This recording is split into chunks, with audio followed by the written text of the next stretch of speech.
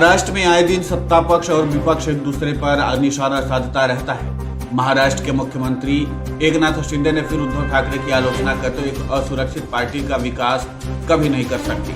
साथ ही उन्होंने देवेंद्र फडणवीस के साथ तकरार के मुद्दे पर भी बात की। एक इंटरव्यू के दौरान सोमवार को मुख्यमंत्री एकनाथ शिंदे ने कहा कि किसी को व्यापक सोच रखने की जरूरत है। पार्टी कार्यकर्ता का समर्थन चाहिए। एक असुरक्षित पार्टी किसी का विकास नहीं कर सकती, वो पार्टी को आगे बढ़ा नहीं सकते। बाला साहब ठाकरे मजबूती से हमारे साथ है। उन्होंने वो खो दिया जो कभी हमारे रहने पर उनके साथ था।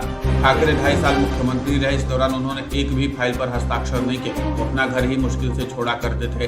साक्षात्कार में उन्होंने उन अफवाहों को भी नकार दिया जिसमें दावा किया जा रहा था कि उनके कुछ विधायक ठाकरे गुट में शामिल हो सकते हैं। उन्होंने पूछा कि डूबती नाव को कौन जोड़ेगा। मुख्यमंत्री ने अपने देवेंद्र फडणवीस के साथ तकरार की बातों को भी सिरे से खारिज किया। उन्होंने कहा कि मुझे मुख्यमंत्री बनाने में फडणवीस का बड़ा हाथ है। हम दोस्त हैं। सबसे अहम बात है कि हम एक दूसरे पर भरोसा करते हैं।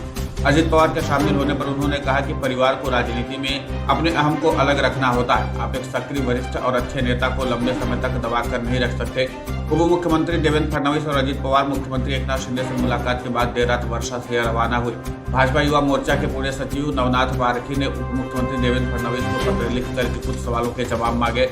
उन्होंने कहा कि कार्यकर्ताओं के मन में एनसीपी के कारण असुरक्षा पैदा हो रही है। मैं पुणे जिले की मुंशी तहसील से पिछले 10 सालों में भाजपा युवा मोर्चा से जुड़ा हुआ हूँ। मैंने यशवंतराव चौहान और वसंत दादा पाटिल का समय भी देखा है, लेकिन आज की स्थिति में असुरक्षा महसूस हो रही है। पारखी ने कहा कि हमारे नेता के रूप में आपको हमें ताकत देनी चाहिए। पार्टी में हम कार्यकर्ताओं का क्या महत्व है जो पार्टी के कामों को प्राथमिकता देते हैं। पारखी का कहना है कि उन्होंने इन सवालों का जवाब जानने के लिए फडणवीस से समय मांगा है। जल्द ही वो डिप्टी सीएम से मुलाकात करेंगे।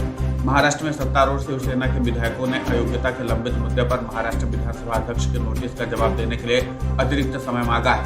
विधानसभा अध्यक्ष राहुल नार्वेकर ने शनिवार को शिवसेना शिंदे गुट और शिवसेना उद्धव गुट के विधायकों को नोटिस जारी कर एक हफ्ते में जवाब दाखिल करने को कहा था। विधानसभा अध्यक्ष ने अयोग्यता का सामना करने वाले 16 विधायकों की सूची में मुख्यमंत्री एकनाथ शिंदे भी शामिल है।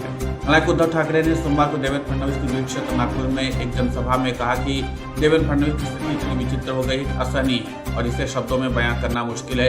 एक बार उन्होंने कहा था कि मैं फिर आऊंगा, लेकिन अपने साथ 2 और लोगों को साथ ले आए। वे 2 लोग कौन हैं? शिवसेना यूबीटी चीफ ने आगे कहा कि देवेंद्र फडणवीस नागपुर के लिए कलंक हैं। उन्होंने कभी कहा था कि एनसीपी के साथ कभी भी गठबंधन नहीं करेंगे, लेकिन फिर कर लिया।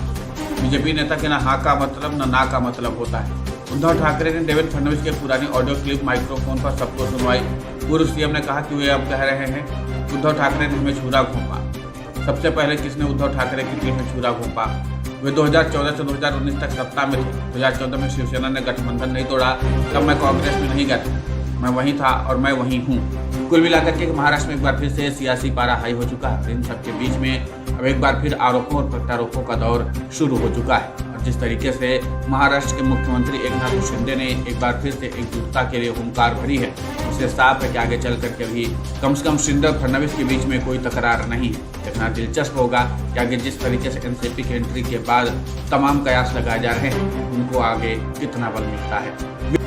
चैनल से जुड़ने के लिए या विज्ञापन लगवाने के लिए 9369817811 पर संपर्क करें।